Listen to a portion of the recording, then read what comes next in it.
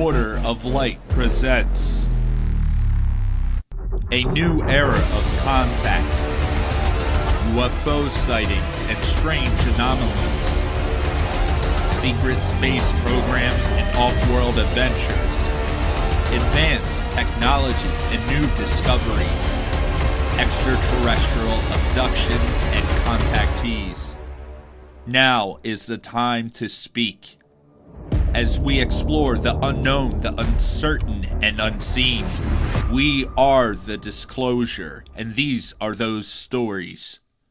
Hello, all of you wonderful beings of light. Welcome back to a new era of contact. Today we have Aaron Kuhn from Journey to Truth podcast. Most of you may remember a while back I did an interview with Tyler Koala about his awesome experiences and all that. And I've been telling Aaron, I got to get you on. And I'm so happy to have him here today, especially with the Journey to Truth conference that will be going on down in May. I'm really excited. I will be attending that. I can't wait. But yeah, Aaron, welcome to the show. So excited to have you here. And if you could start off by just telling us a little bit about yourself. I was actually just talking to someone on the phone and they said, oh, it will be nice to see just Aaron on an interview because oftentimes in Journey to Truth podcast, he never really says that much. So brother, this is your time. This is all about you. It's Aaron time. So yeah, tell us a little bit about yourself. Glad you're here. Well, thanks so much, man. So great to be here. It's my pleasure. And I don't get to talk that much on the show because Tyler kind of leads it, and we usually have a guest on every time. So I kind of just like wait to once in a while, you know, when it's a good time to chime in, I'll kind of do that. But a lot of times, yeah, it'll be few and far between. So it's nice to, so thank you for having me on. I can actually, you know, get more of my thoughts out and tell my story and all that. So I'll talk about briefly how I grew up and then how I had my awakening and got into this stuff. So I grew up in a Christian family. I was very, very much a devout Christian until I was 25 when I had my awakening.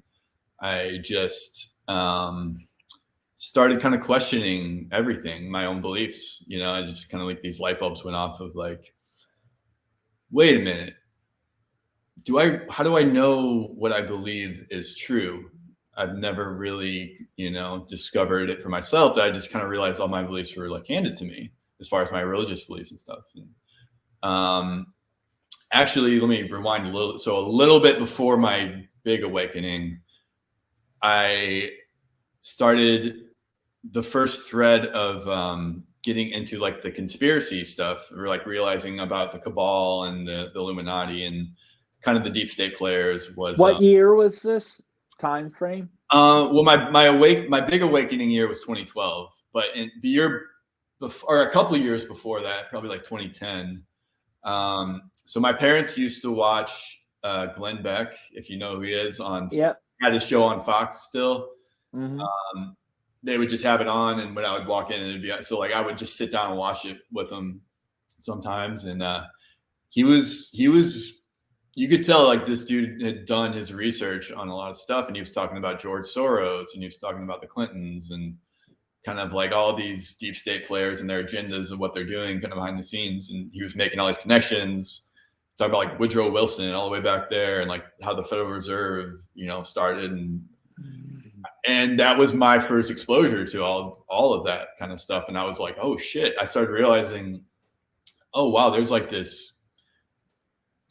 I didn't know the term deep state, or I just was like, oh, there's like this organized group behind the scenes that are like manipulating things and trying to control things, and they're trying to literally take over the planet. I like already saw that from what he was saying, you know, and they're trying to destroy America as a kind of a major agenda for them, is to like take down America so then they can come in and control it. or put it into this one world like government kind of thing. Mm-hmm. And so that was my first exposure to like that. And then I kind of like, then I found Alex Jones. So in 2012 is when I had my big awakening, where I really started just going down every rabbit hole I could find. And I found Alex Jones, and I was big into him at that time. I found David Icke at that time, and I was fascinated. So David Icke was the first person I found that was talking about the kind of like deeper stuff and the more out there Dracos, Reptilians. lizard people, reptilians. And Right. back then, Right. I know people can laugh at us now, Aaron, but back then, back 2009, when I was researching this, that's all you had was some Bob Lazar stuff, some David Icke going around thinking he was Jesus, Yeah. but mixed with actual good information. So you're like, well, I don't know what to believe of this guy. Alex Jones breaking in and climbing into the Bohemian Grove, all about it. Remember when it happened.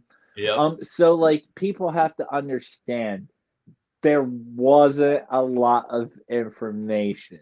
Well, There was Dolores Cannon and a bunch of others out there, but it's actually, tough.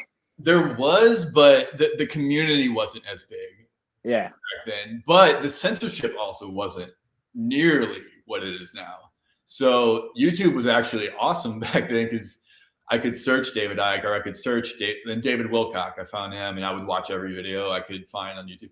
And back then, and Project Camelot and Dolores Cannon, I found that year, and I was a Bud Hopkins fan. Bud Was it? Hopkins and John Mack. Bud Hopkins, yeah. I grew up because Bud Hopkins worked with my family's case and all that, so I kind of grew up watching and being familiar with who he was and some of the stuff he was working. Right. Cool. Bob Great. Lazar, like you said, I remember finding old interviews on YouTube with him and watching Linda Morton Howe, Howe, watching her on NBC and stuff like that. Greer, yeah. I even found Alex Collier, I think, early on. But yeah, I would basically just binge watch whenever I would find a new person or a new channel that I really liked. I would just binge watch as much as I could because I was just fascinated.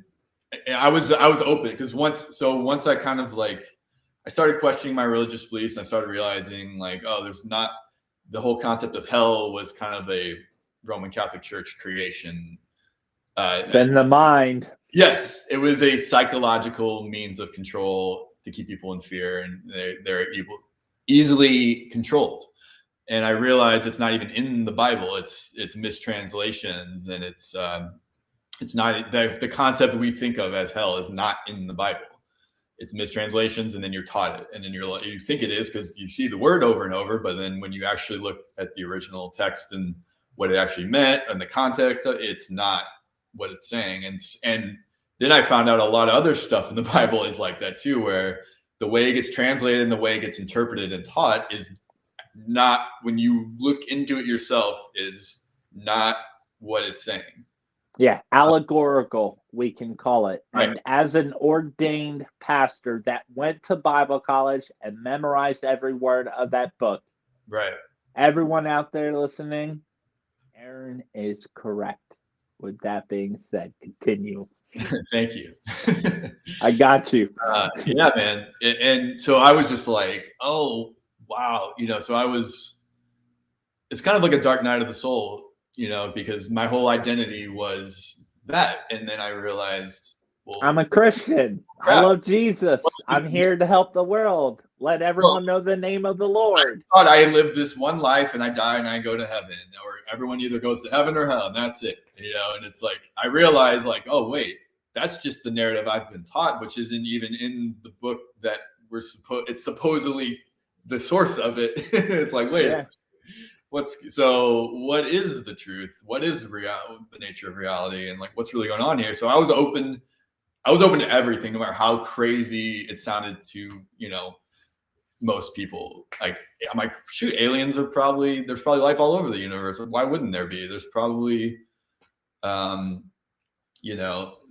reincarnation is probably true. We probably don't just live this one life. That doesn't make any sense either. And then with people like Dolores Cannon and these other people that were getting past life information. And I was like, okay, well, that makes sense. You know, I've probably had tons and tons of past lives, and I'll probably have many more after this one, you know?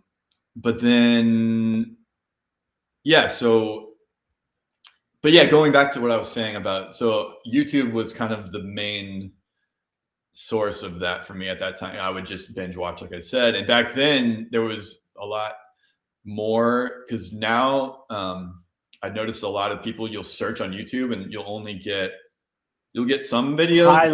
Highlights. Yeah, and they've scrubbed so much that used to be on there, especially with people like David Icke and David Wilcock and Boris Cannon even, and Project Camelot. They deleted her whole channel and she had to start a new one, Carrie Cassidy. And so much has been scrubbed. And back then it wasn't yet. So there was just so much on there. And then I started buying books and I kind of, I had no one to talk to though about any of this information back then. The community wasn't there. It wasn't. It just wasn't as big, and I didn't seek it. It took me a while to seek it out because. And we were younger. Like, how old were you? I was 25. And when I really started, when I had my experience, I was 24. And like people like us, when you're just getting into all this, there wasn't an open community that was accepting names at that point in time. You know? Right. Well, and 90% or more of conferences are all on the West Coast or out west. You know, yep, LA, California, or there was some in Colorado, but mostly like California. Yeah.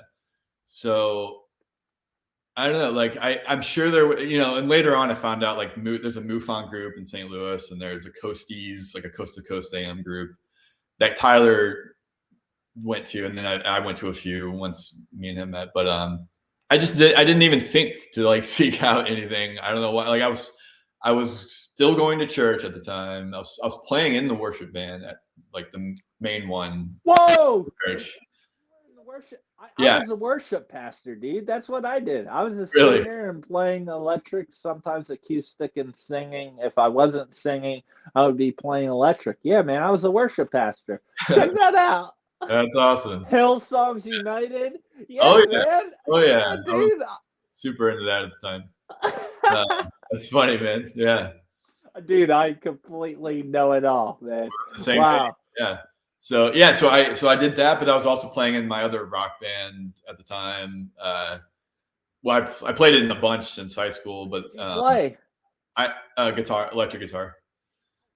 Right on, man. I mean, I was a vocalist in my professional band, and I knew you were doing a rock band on the side, but I play guitar too. As you can see, I got the orange stacks behind me, Gibson, Martin, acoustic, and we were heavy metal, so we played like a lot of PV 5150s, and we had cabs that, you know, all that thing. But I used to have an orange cab, actually. Oh, really? Yeah, that's awesome.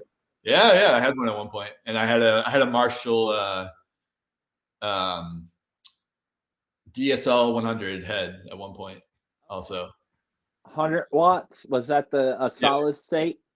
It was a tube. Oh, it's tube. All right, right on, dude. That's awesome. A lot of similarities, and now look at us. What is going on? Right.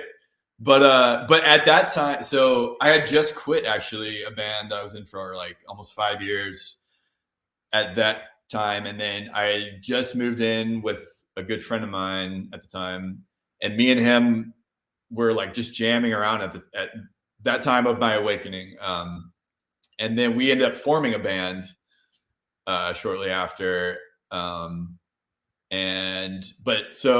that band. Because the band before that was like a Christian band, but then these guys were all like atheists or agnostic.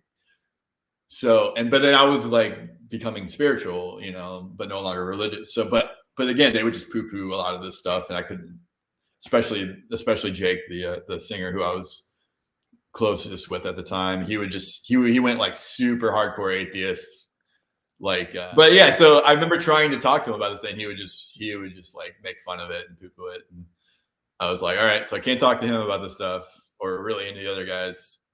And then I had my like Christian friends who I also couldn't talk to. Like, oh, that stuff's either demons or it's fake, exactly, or it doesn't exist. Yeah, it's like one of the two. And then my parents thought they were kind of like worried about me at the time, but then they started seeing I was in a good place, so they started being supportive of where I was at.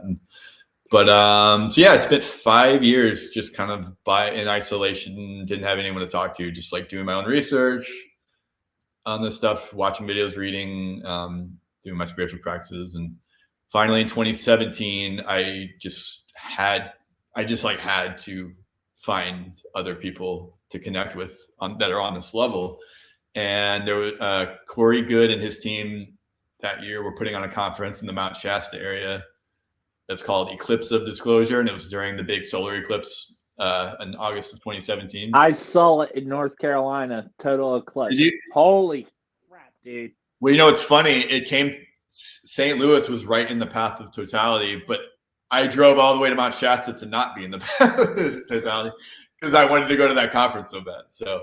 Wow, you missed it, man. I missed that, but it was like 94%, so it was still. It's not the same. Not the same. Trust me, dude. Yeah, but that conference changed my life. Literally, that conference changed my life. It was so amazing. I made friends that are still to this day. Speakers there. So Laura Eisenhower was the speaker there. Corey Good. Who else? Michael Sala was there. Niara Isley, Jordan Sather. Trying to remember who else. Yeah, there was just a bunch of amazing speakers, and just it was out in beautiful Mount Shasta, and just totally changed my life. So ever since then, I'm like, I have to keep going to these. I was like, I have to keep, staying addicting. It's addicting. Like, I was like I was almost like blissed out the whole time because I could talk to all these people about everything I've been wanting to talk to for 5 years that I couldn't, and connect with them on that level. And it was amazing. And yeah, so then I went to Contact in the Desert the next year, and that was incredible.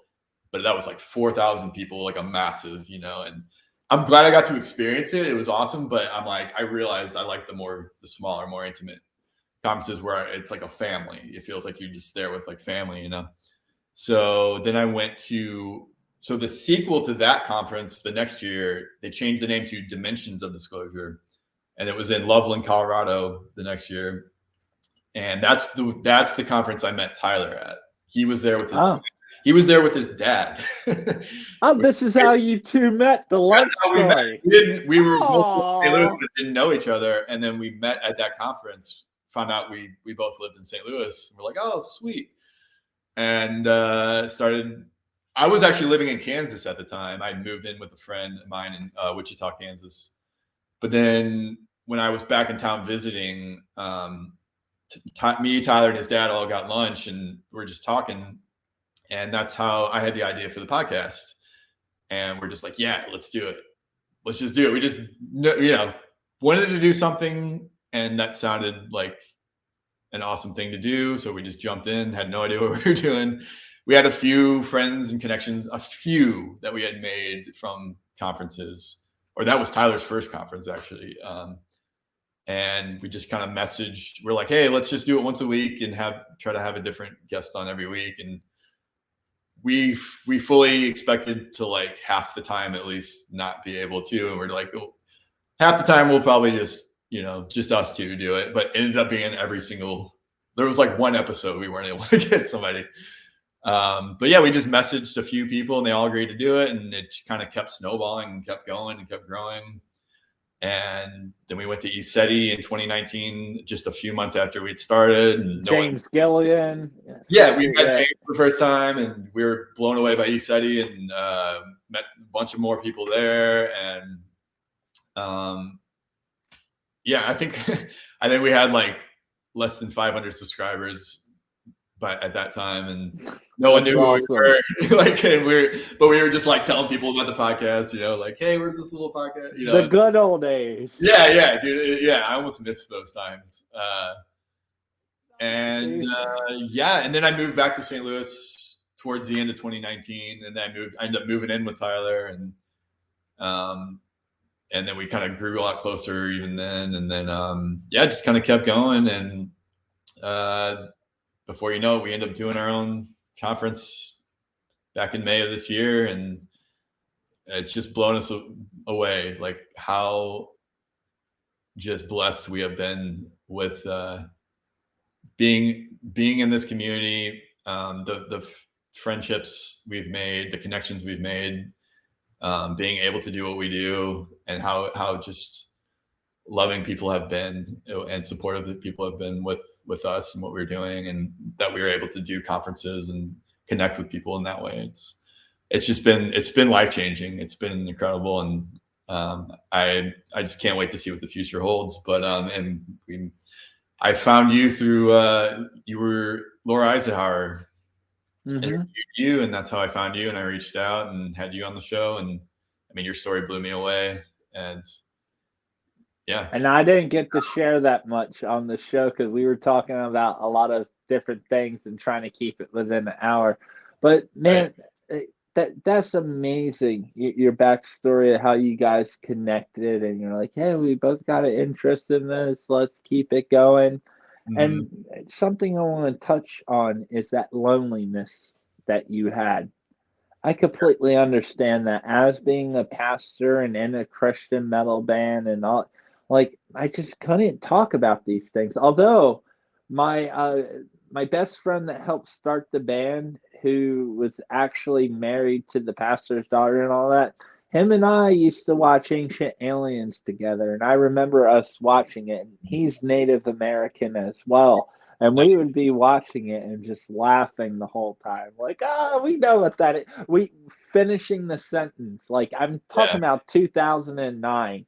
And like we were sitting there, we're like, it's nice to hear someone presenting these things, like the same process and all that, but there wasn't really too much you could talk about, or people you could talk about in these communities. If you're talking about it in the religious communities, it's demonic, it's not Jesus Christ, hush hush.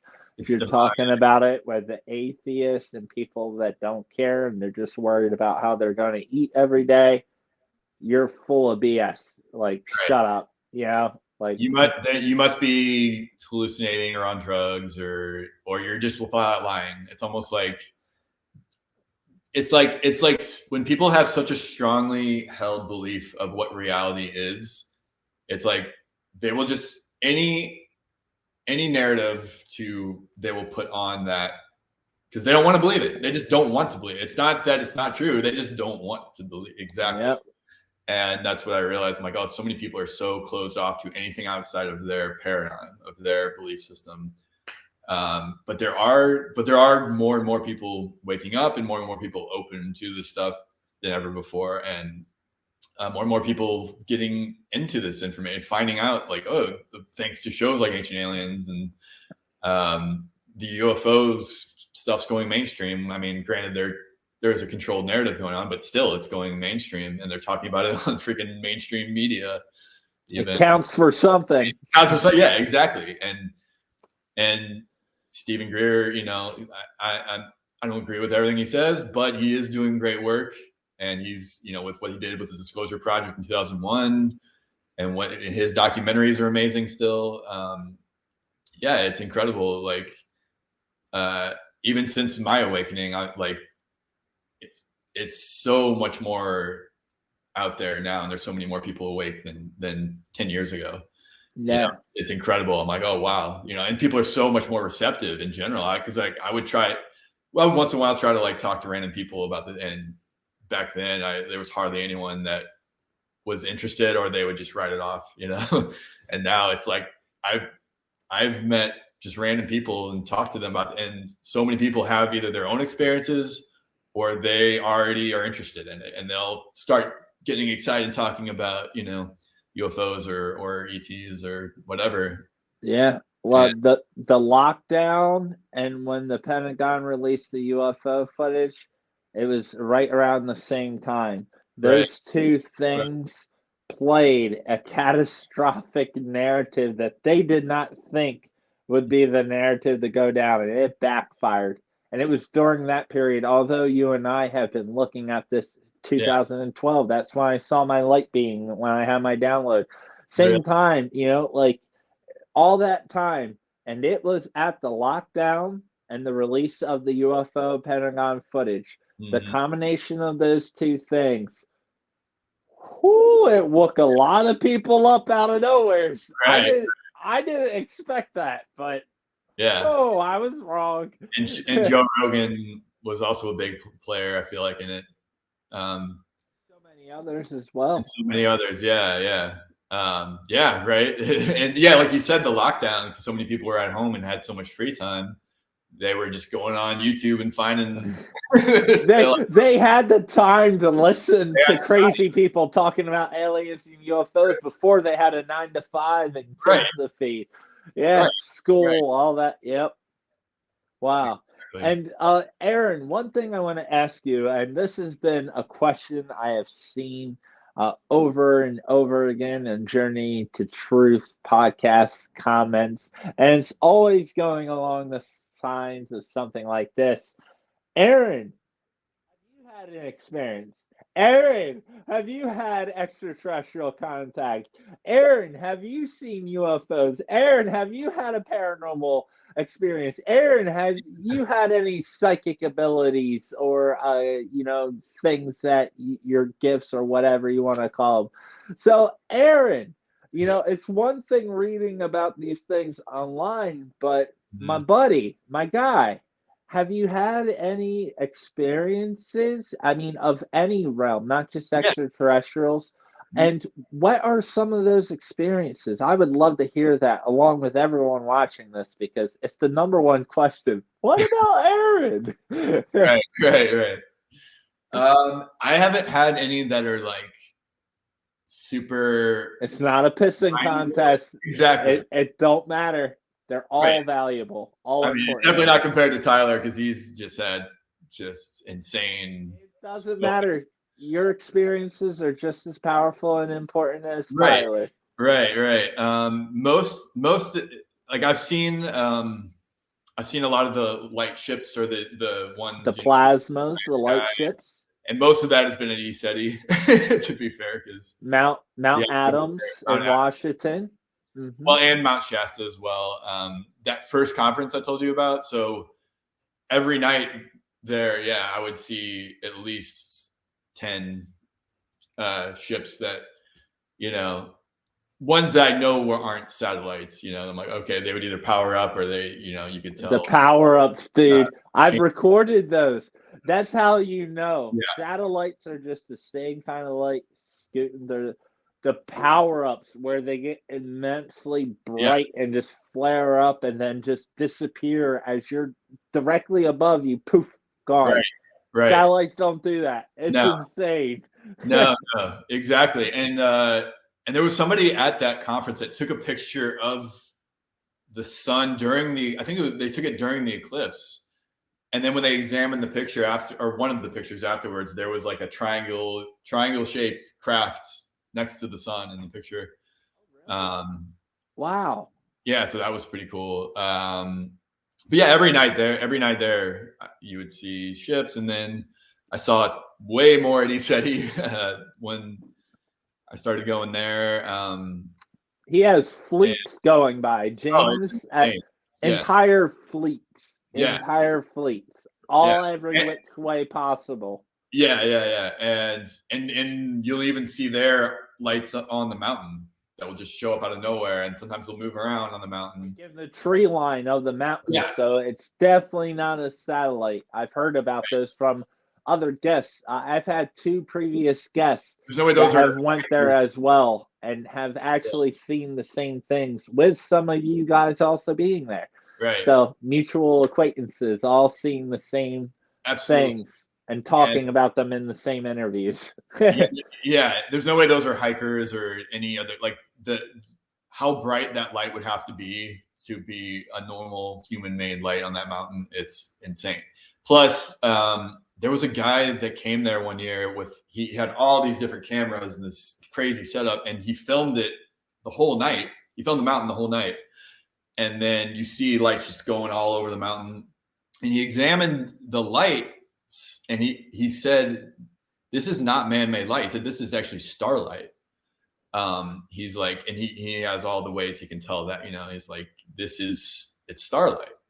So how do you explain that,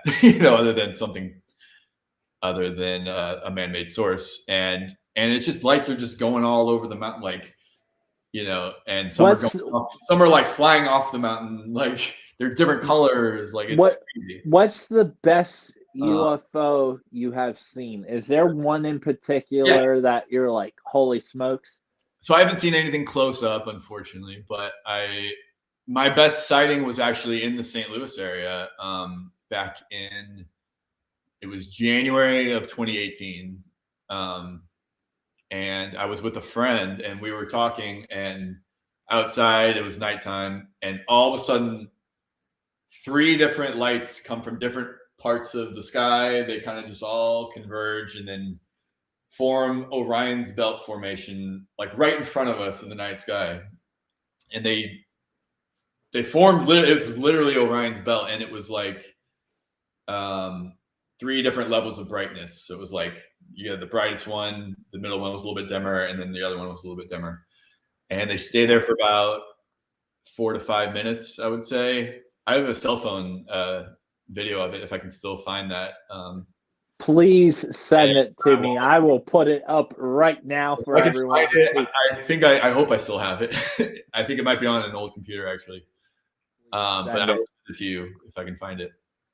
And then so they stay there for like 4 to 5 minutes, and then they just slowly disperse. Wait, 45 minutes. 4 to 5 minutes. Oh, 4 to 5. Okay. Yeah. Okay. Wow. But clearly that was not, you can't explain what that was other than, like what colors? What colors were they? It was just like white, like starlight, like it the looked typical, like a star. These 3 floating stars it was coming the typical together, like ships you see like that, yeah. And forming the 3, Orion's belt from brightest to the dimmest and a little off, just like Orion. Right. And then 4 to 5 minutes, they all separated and went on their way. And they literally flew apart. So it was literally like they did it intentionally in front of us. So to look like a star constellation. Oh, that's just Orion.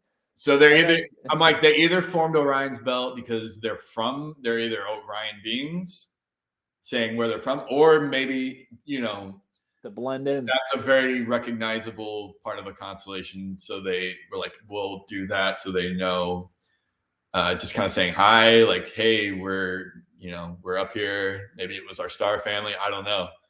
And some of these crafts, if I've seen them completely still, when they're still, they're no different than a star. The craziest video I ever captured, I had one manifest and just appear. And then as it's there, another one underneath of it manifest and appeared. And the one above just faded out. And another one. And then that one just faded out. Like stuff like that is like, what's going on? But if I didn't see them manifesting in, and I just looked up and glanced at the sky for 30, 15 seconds, I would have never known that was a moving, intelligent object. I would have just thought it was a star. They're tricky. Yeah, I've seen a few at Tyler's house back when I lived with Tyler, actually. Is that near St. Louis as well? Yeah, St. Louis metro area, suburb. Because I think of Lily Nova, my good friend Lily. Shout out to Lily if she's watching this. And I had her on going over some of her photographic evidence of her meditating out there in UFOs. And we were both blown away by we had her on the show, and she has, they, I think that's like her star family. That's, But I mean, the same thing, if you would have had you did have a camera and you recorded it. So it's not just Lily, it's something about St. Louis. I've had, after that episode, there's a lot of sightings. There's a lot here, actually, yeah. And Tyler actually informed me that it turns out that MUFON was actually created in that state. Yeah, Missouri. Yeah, it was. I had no idea of that. So I didn't mean, either until not that long ago. Yeah, I was like, oh. Obviously, there must be some activity if the Mutual UFO Network was created. Yeah, it might be BF in the middle of the United States, but I mean, there's Yeah. a lot of stuff going on there, man. No Oh, doubt about it. well, Missouri in general, there's a lot of activity. And there And was that river, it's the river cutting through there, man. Mississippi. Yeah, that's probably, yeah. It And happens all around that. yeah, and we had our own kind of Roswell crash that happened before Roswell, actually, in Cape Girardeau, which is like an hour and a half south of here, back in 1941. And hardly anyone knows about that crash. It didn't get nearly the publicity of Roswell. Talk about that briefly. Yeah. Please talk about it, because I don't know. I want to know about it. Yeah, I mean, it's all I know is it was similar to Roswell. It was like a disc-shaped craft that crashed. I think like a Baptist minister or Baptist pastor or something found it, and but with the whole stigma with Christianity of ETs and UFOs, it's almost like, oh, that must be demonic, So it kind of got like, I think they got like ridiculed when they tried to talk about it or bring it out. And then like everything else, it gets swooped up by the military immediately, never seen again. And the cover story comes out. I don't even remember. I honestly have to look it again. I don't remember what the cover story was, but they had some cover story of what happened. And just kind of like, nothing to see here, move along. But yeah, apparently that happened in 1941, and there was a bunch of others that happened before Roswell, but didn't blow up like Roswell did. For whatever reason, Roswell just kind of like took off. Everyone.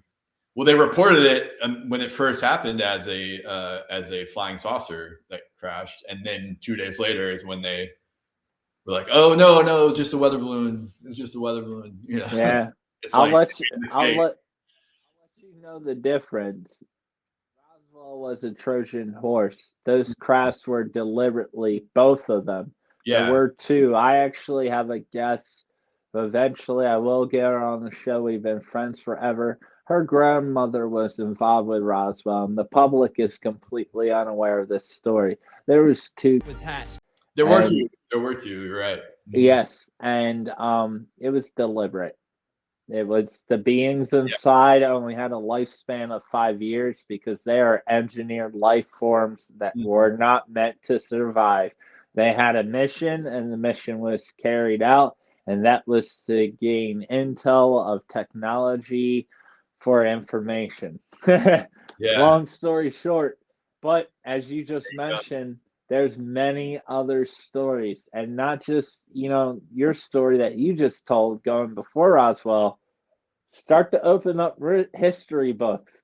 It's been going on for a long, long time. But one question I have for you, Aaron, as someone, you guys have had almost like 200 episodes, right? How many episodes? We've had, I think we just did 220, but we've had even a few more than that because we had some that weren't numbered. Okay. So about 230, somewhere around there. That's a lot of interviews. So yeah. 230 interviews with all different people of all different backgrounds from all around the world. Out of those 230 interviews, Aaron, what has stood out to you the most? What are some of the highlights of Journey to Truth?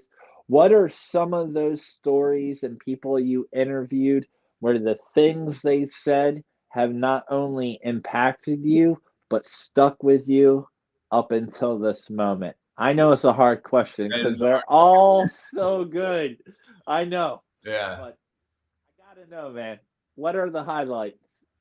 That's a really hard, because there's just so many. And I forget, like all the time I'll get asked kind of that question, and it's hard to think in the moment, and then later on I'm like, oh, I forgot about this episode and this, or this guest. But the biggest impactful or evidence that was presented where you're like, whoa, something that really. I'll tell you my favorite episode personally is when we had Ken Rolla on, but it's not even on YouTube. YouTube deleted it before we could even premiere it. Oh. Because he talked about the jab and the agenda that goes with that. And I think that's why. Yeah. And they cited it as medical misinformation and deleted it and gave us a strike. And but that is on our Rumble channel. So if you want to go to our Rumble channel, and you can either, I think, scroll down a ways or search Ken Rolla, and you'll find it. Rohla is how you spell his last name. And he talks about, that guy is just on top. Like, for one, he's just a wealth of information and knowledge and wisdom. And he just talks about, free energy technologies. He's like many of those that he personally was involved with, like people making them back in the day, and he's seen them firsthand, and he would talk about all that. And then he talked about kind of scalar, and the nature of like reality and how it works, and then he talked about his own. So he had personal contact with reptilians, but benevolent reptilians, not negative ones. And so his whole life he was getting contacted by these beings, or they would telepathically communicate with him, and they would like teach him things and give him all this information. And he used to be friends with Barbara Marciniak. Actually, he grew up in North Carolina, and she was in North Carolina, and he used to go to her ranch or her property back then in like the 90s. And one time when he was there was a whole group that he asked these beings, he's like, I want to see you, like, please show yourselves. I'm tired of just communicating this way. I want to actually see you. And they tried to warn him. They're like, you're gonna be scared. It's gonna scare you. Like, that's not a good idea. And he's like, no. He's like, I don't care. I want to see you. So anyways, he was at Barbara Marciniak's property, meditating with some people.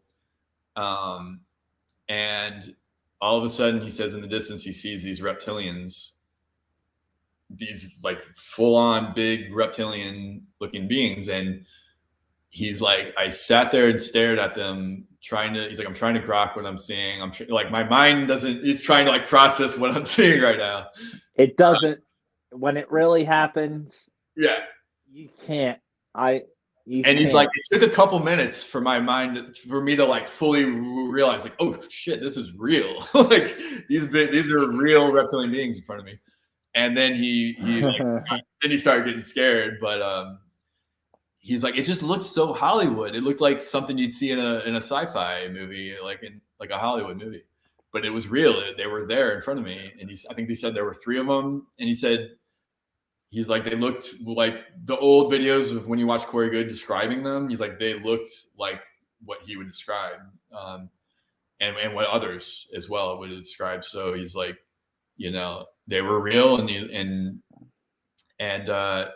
he was already getting telepathic communicate. He was already telepathically communicating with them, and he saw them, and then, but then he was like, all right, you're right. That was terrifying. He's like, please don't do that again. But he kept I think to this day, he's still in contact with them. They still teach him things. And then he started talking about a lot of the things they would tell him. And he said that they taught him about what they know about humanity and how we got to where we're at, and our history and the history of the planet, and back to Atlantis, Lemuria, and even beyond. And kind of like the negative Draco, and how they, kind of started trying to take over everything and infiltrate and do what they do, and bully the other positive reptilian species. And and they even told him about, he's like, a big reason why the reptilians or the Draco are so negative and the way they are is because of their like birthing process and the way they're raised. So like, I think I'm trying to remember what he said, but he said something along the lines of like, they have to fight and struggle to survive from survival. Day one, born. you are taken out and thrown out to defend on your own. Right.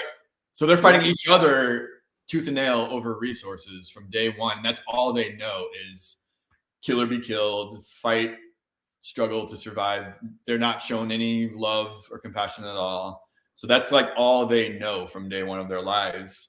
And then they just kind of like bring that out everywhere they go. You know, it's just kind of like kill or be killed, might is right. You know, that's all they know.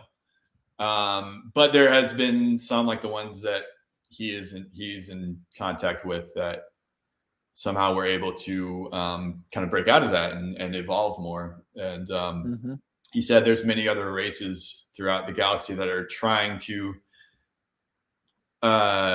show the reptilians a better way and like help them to get out of, you know, that state and to evolve, because like you said, they're kind of known as the bullies of the galaxy, you know, and probably and there's some of the old OGs. They're much older than a lot of humanoids. So imagine a new creation telling a creation that has been around longer than them, trying to how to do their thing. And it really gets them butthurt. We're the oldest in the universe. Right. Whoa, you know?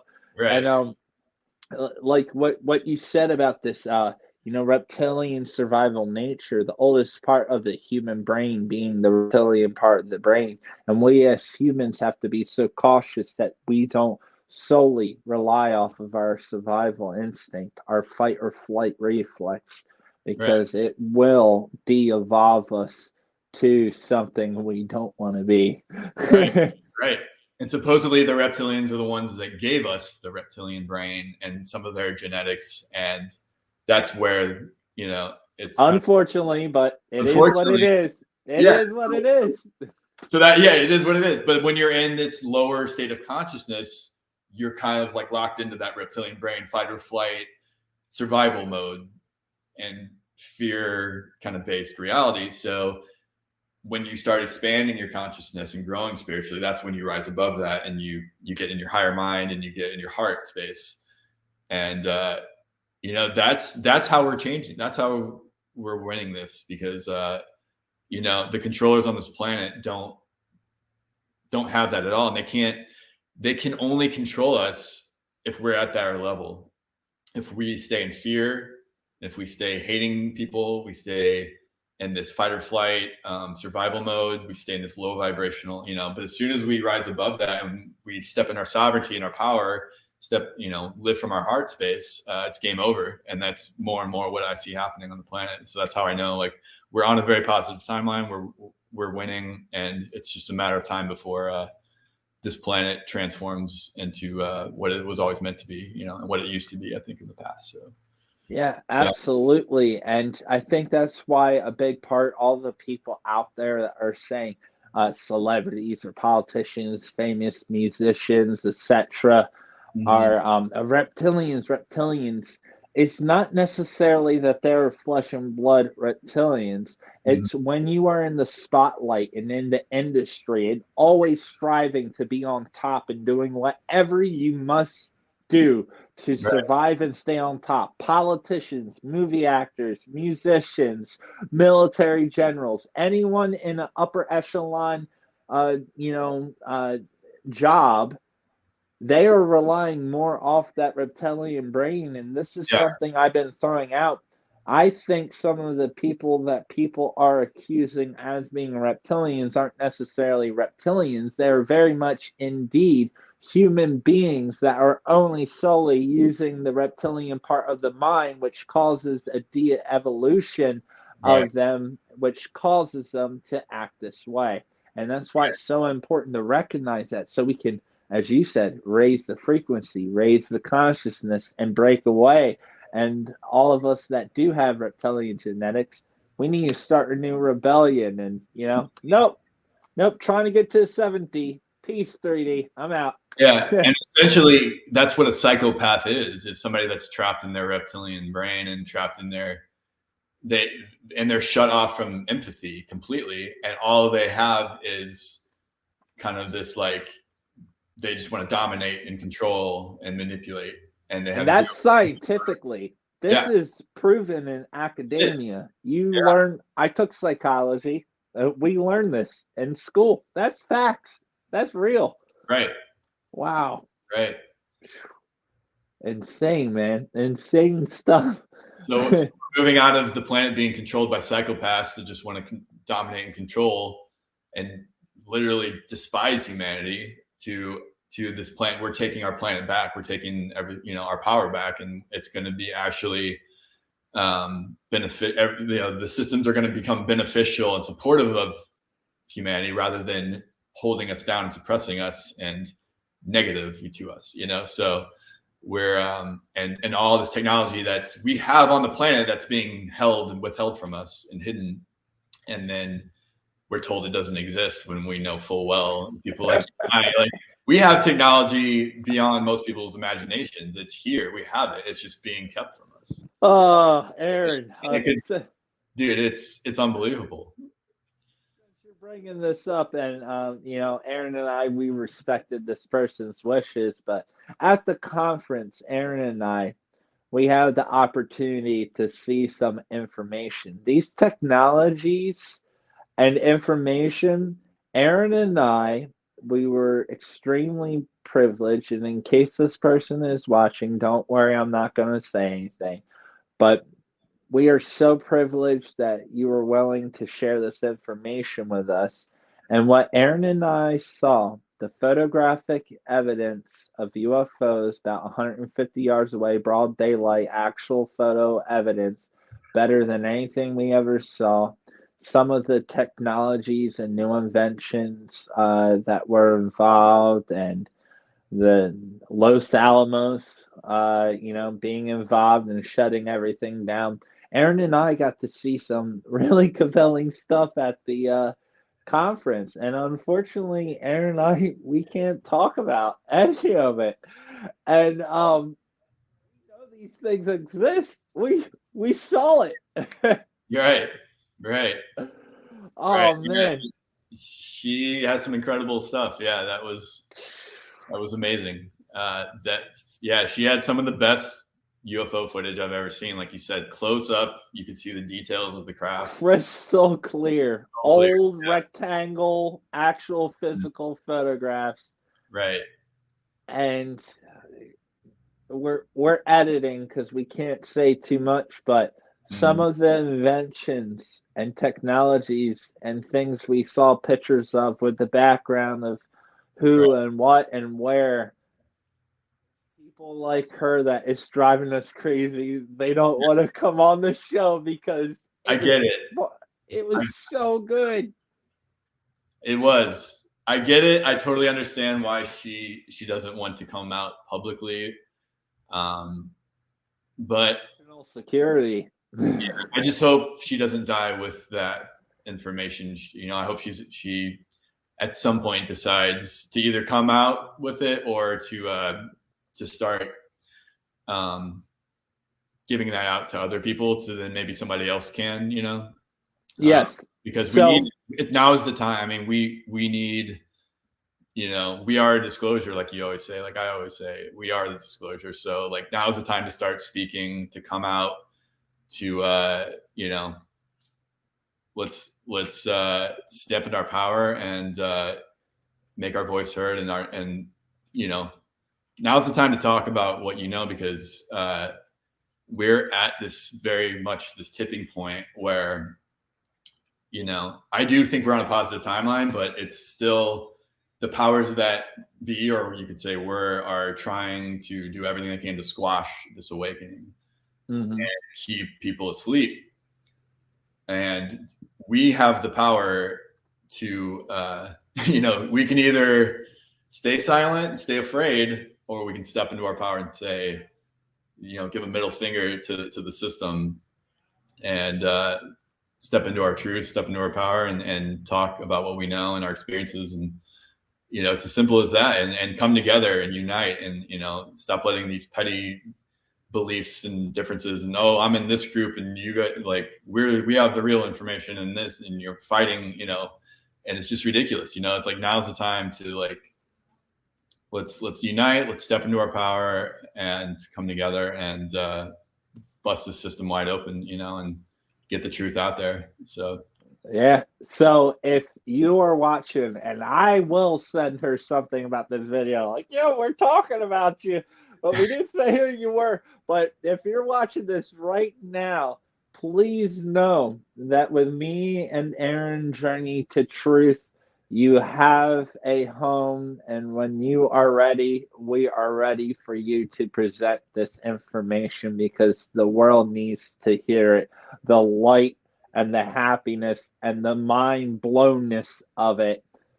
You know, and keep in mind, Aaron isn't necessarily, you know, a extraterrestrial experiencer or anything like that. And yeah, I've had experiences, but him and I, our minds were both equally blown. And I just wish all the people that are watching this now and the world could see that information. And yeah, we understand why it's hard to, but if you are watching this, definitely consider it. And Aaron and I, we are here for you anytime you want to make it happen. Let's do it. And much love to you. And thank you for trusting Aaron and I to show us that information, because Aaron and I, we were talking about this behind the scenes. Like, who are we?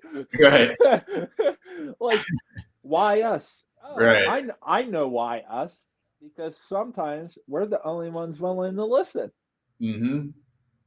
Exactly. Every now and then, I encourage everyone to listen to everyone. Yeah, you might have 50 absolutely insane fabricated stories, but you're going to have some that are far beyond anything of your imagination or reality, and they will be absolutely true. So just listen to everyone and have that mutual respect for one another. It's beautiful. Wow, man. I'm so happy you were there, because no one would ever believe me if I told them what we saw, right. Vice versa. Insane. But Me too. Yeah, so Aaron, along your journey, like you said, you have the Journey to Truth conference, and I plan on going to the Journey to Truth conference, which for everyone that is interested, it will be May 22nd through the 25th in Grafton, Illinois. And it's going to be awesome. Reasonably priced for 4 days of awesomeness, and you can get a meal plan. The year prior, you didn't charge for a meal plan because we weren't in a recession, and a carton of eggs didn't cost $8. Right. So unfortunately, there was nothing you could do with the food, and you had to add a meal plan. But still, considering I have to spend around $30-$40 just to feed myself every night, this is ridiculous. That adds up. So, if you could you talk more about the conference, some of the speakers coming on, all that? I can't wait to come out there. I will be there. So, yeah, I can't wait to see you there, man. Yeah, so we did one back in May, like you said. That was it was secret space program themed the first time we did it, and we kind of had on all the secret space program whistleblowers and experiencers that we'd had on the show at the conference, plus Laura Eisenhower and a couple other people. But this year we wanted to make it just a more all-encompassing conference. And yeah, I'll go through the speakers really quickly here. So we got Brad Olson, Abby Lynn, Tony Rodriguez, Geraldine Orozco, Samuel Chong, Sue Walker, Barry Littleton, Jessica Jones, Jock Doubleday, Sherry Divband, and Brooks Agnew are all the speakers this year. We love all of them. They're all incredible people with incredible information. And the venue is beautiful. It's just at this lodge that's in this beautiful nature. Right on the river. Right on the river. Not far from the river. Yeah, and we're gonna have a bonfire and skywatch every night. There's a hot tub. There's a pool and a hot tub there. Yeah, it's gonna be a good time, and just gathering with the Soul family, is what it's all about to me. So that's what I'm most looking forward to, and being able to hang out with you again, and all the other beautiful people in this community. It's going to be great. And Samuel Chong, which I was just talking to today, I'm going to have him on later on. Great guy. You guys did interview him. Rock Doubleday or Jacques Doubleday, my man. Terraforming master, Bosnia pyramid expert, etc. My man is on point, and it's great for all of those people that have been watching the new thing with Graham Hancock on Netflix. Yeah. Yo, Rock Doubleday's been telling all of you. He's been exactly. He came on my show before that Netflix special came out. He's been telling you these rock sediments aren't lining up. These structural fractures ain't making sense up in exactly. here. And so many, Abby Lynn, you've done a lot of, and everyone that's there has been a guest on your show, and so many others. Tony Rodriguez, that's another one. I will have him on the show. It's been long overdue. I've been saying I'm going to have Tony Rodriguez on forever. It's just, he's been so busy. I'm just giving him some space, and I'll bug him later. But I love that guy. He's such a me too. Real people. And at this conference, there will be a lot of real people, and the connectivity. It's you'll be able to hang out with these people, ask them questions, be able to act like human beings around them, and just have a great time and connect and learn something and listen to some amazing information, get more in tune. At nighttime, I'm sure we'll all be out by the fire trying to get some UFO activity and all that good stuff. That's what it's all about. It's going to be great. Exactly. Wait. And I'm just going to put that up real quick once again for anyone that's interested and anyone that's watching this. If you feel led to give a donation, because I'm trying to scrape up my money after the Orlando conference, I'm absolutely broke. I'm not even going to lie. So I got to bring my pet chicken there. I will have my pet chicken and all that good stuff. But unfortunately, I have to get an Airbnb to have animal access and all that. And if there are people going to this conference, if you would like to get a hold of me and we all can go in on a big place all together, that would be awesome as well. Also, down in the description, you will be able to find the links to this conference, along with anyone that would be willing to help donate or give to me. You'll see my PayPal and Venmo down there. And anyone that would be led to help, it would really help me so I could get out there and stuff like that. I've been working. I've been doing painting jobs on the side and stuff, trying to get money. I'm driving out there, so I don't need a plane ticket. But gas is like $5 a gallon. So check it out. And down in the description, you will find the links for the conference and the Journey to Truth podcast, along with Aaron's information and all that good stuff. And if anyone can help, I would greatly appreciate it, because as Aaron was saying, they've really designed this conference to be a place to connect with your family. And I had my good friend, Diana Dunbar, talking, a few other people as well that were going, Aurora Diamond Heart, I just had on the show. So I want to see my family. I want to see all my peeps again and hang out and have a good time. So, I really appreciate all the help and all of that good stuff. And Aaron, what's the best way for people to get in contact with you and reach out to you? You can just email. If you want to just contact directly, you can email the podcast at journeytotruthpodcast@gmail.com. I'm also on Facebook, Instagram, Twitter, and you can always feel free to message me there. And yeah, I think that's about it. Yeah, awesome. And I will have all of that down in the description. Man, it's been such a pleasure for everyone watching this. I do plan on having Aaron and Tyler come back on probably in a month or two, around then, a little bit before the conference, and we're gonna have a cool little round table and probably talk some trash and all that, get all stirred up before the conference to have a good time. It's gonna be awesome. I can't wait to catch up with Tyler again. It's been a long time. I gotta hit him up. I definitely gotta hit him up.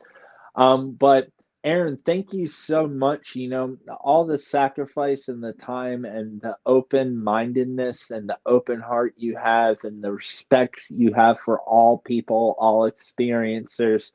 You're not a man of many answers. You're a man with many questions. And I believe that defines a man who truly has wisdom. And I just continue to encourage you and Tyler just to keep asking the questions, keep showing that same love, understanding, and respect for all those that have experiences so we can all come together and try to start to figure out what's going on here. And I really appreciate your friendship, and such a pleasure to actually physically meet you at the conference and hang out, and to get to see that you and Tyler are real people. You're down to earth. You're no different than me and so many others, and so many of the people watching this. And I value that more than anything in the world, and I really appreciate everything you're doing for the disclosure community. We are the disclosure, indeed. New era of contact, baby. Yes, exactly. Yeah. Thank you so much, man. Thank you. That means a ton. And same, everything you just said, same to you, man. Yeah. So Yeah. So thank you so much for having me on. You know, it's so great to be on your show, and yeah, I can't wait to see you at the conference and get to hang out again, man. yeah, it's gonna be awesome. So it's a new era of contact, and It is. everyone out there, just know this upcoming year, we all have a lot in store for all of you. There are big things in the works, both Journey to Truth and the Order of Light and everything we're doing here. It's about to get popping, and stuff is going to get real wild. Yeah. And just know that we love you, and please don't judge us, but stuff is going to start to get wild here. So I can't wait for it, and good things are on the way. Disclosure's already happening. The process we're going through, once people know about these things existing, okay, what do we do from here? It's a new era of contact. Disclosure has already happened to anyone that has read the documents throughout history, has done their homework, has talked to people. It's undeniable. It's already happened. Yeah. So it's a new era of contact. We're moving on. But trust me, the next 10 years, Washington, D.C. will still be talking disclosure. They're spoon feeding it, they're dragging it out. People like us, we're like, nope, contact is here. It's just a new era of it. It's You don't need personal government contact. to tell us what we already know. You know, Yeah. that's the whole thing. Why do you need somebody in a suit to tell you something? You can find out on your own. I mean, if everyone really wants, put in the comments and blow up Journey to Truth's YouTube channel, blow up my channel, and on every video say, you should all be wearing a suit and tie. If that's what you need from us to take to heart to what we're saying, we'll put on a suit. I have a whole closet here of really fancy. Yeah. I'll start wearing a suit and tie. If that's what all of you need to actually believe in these things, Aaron and I, we will start wearing them. But we hope that you have enough discernment and understanding and a heart to listen to know that you can be wearing a Call Heart t-shirt or whatever and still have valuable information. That's what's all going down. Exactly. So, yeah, so everyone, please hit that like button. Please subscribe if you haven't already. If you haven't subscribed, I don't know what's wrong with you. What's taking you so long? Hit that subscribe button. Also, go in the description. Reach out to Aaron if you want to talk to him, etc. Also, go check out Tyler and Aaron and Journey to Truth podcast here on YouTube. You'll find their links. They have amazing guests doing the same thing I am, helping so many people come forward, sharing their story. That's what we're doing. We are the Disclosure, a new era of contact. I hope all of you have a wonderful night, and we will see you all next Tuesday. Much love and light. Bye, everyone. Bye, guys. Please join the YouTube membership for my channel. You will get exclusive badges, really awesome emojis, member-only live streams, posts, and chats and connections with me for only $5.99 a month. See you there. Hey everyone, check out the Order of Light merchandise store. We got a lot of different t-shirts there. The Humans Aren't Real, Lower Always Creek Incident. We got tank tops to Merkaba. We got stickers, glasses, a lot of different glasses, so get thirsty. We got bags. I live in New Jersey. We don't have bags anymore, so it's really nice. We got flip-flops, hoodies, and all the ladies out there, we got a bunch of awesome merchandise for you.